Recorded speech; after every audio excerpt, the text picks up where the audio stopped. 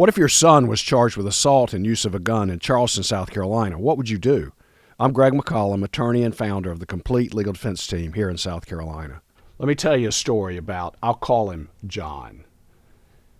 John's father came to me and said, I want to talk to you about defending my son John. He's a young man. He's just starting his life. He's got a bright career ahead of him. He's a very good kid, but he's been charged with a serious crime. It turns out that what he was charged with had been all over the news. And his son was charged with being part of a mob. They call it assault by mob, and also brandishing a firearm.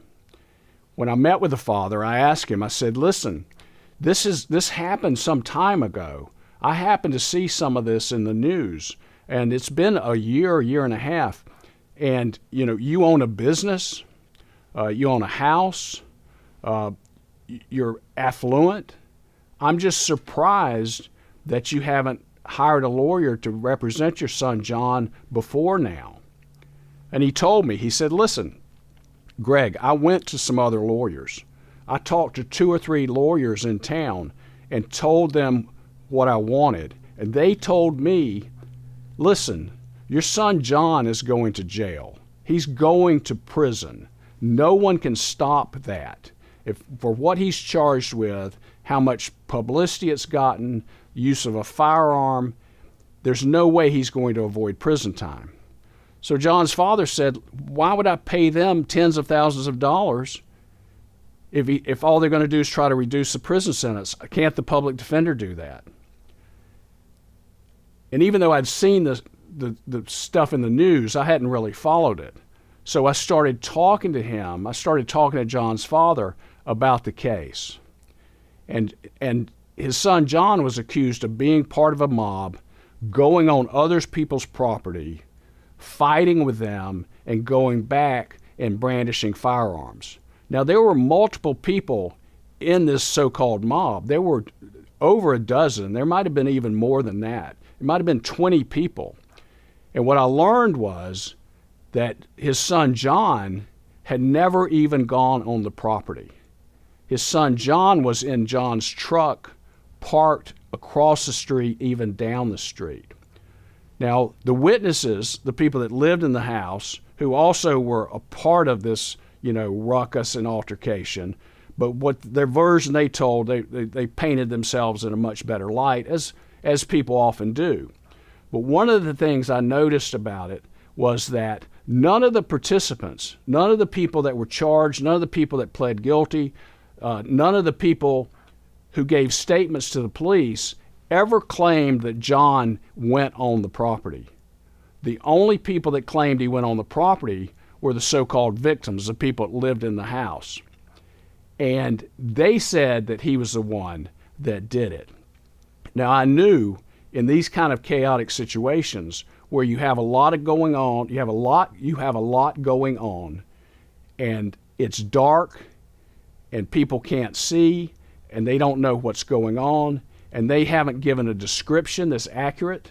They can't tell what he's wearing. They can't really describe the weapon. They can't do any of that. And there were some other parts of the case, which I just know from experience, that something like that is not going to hold up in court. So we started defending John and went to the prosecutor, as we often do, and we laid it all out. We said, you don't have evidence that he did this. He, in fact, didn't do it. Here's who he is. He's not that kind of kid. He's a good kid. He does well in school. He's got a bright future. His family cares about him. Then again, the prosecutor, he wasn't buying it. He had made up his mind.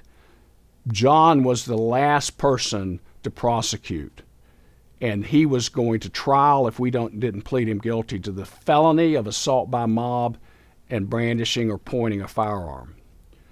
Well, we did that. We went to trial. We weren't going to sacrifice John's future. We were committed to defending him.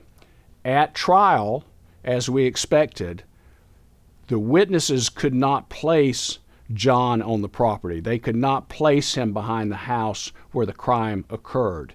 In fact, as we got into the logistics of it and their sight lines, They couldn't even say which way he came around the house, because on one hand they said he came around, from the left side, but their testimony didn't hold up. So then they switched it to where he must have come around from the right side. And it was unbelievable. And the reason it was unbelievable is because they did not see what they claimed to have seen. So we tried the case. There's no evidence whatsoever that John ever went on the property. The witness's testimony did not hold up, and John was found not guilty. So he's not guilty of assault by mob, not guilty of brandishing a firearm, and he got his life back. This is something that we do at the Complete Legal Defense Team. At the Complete Legal Defense Team, we defend very serious cases. We defend the accused who have a lot to lose.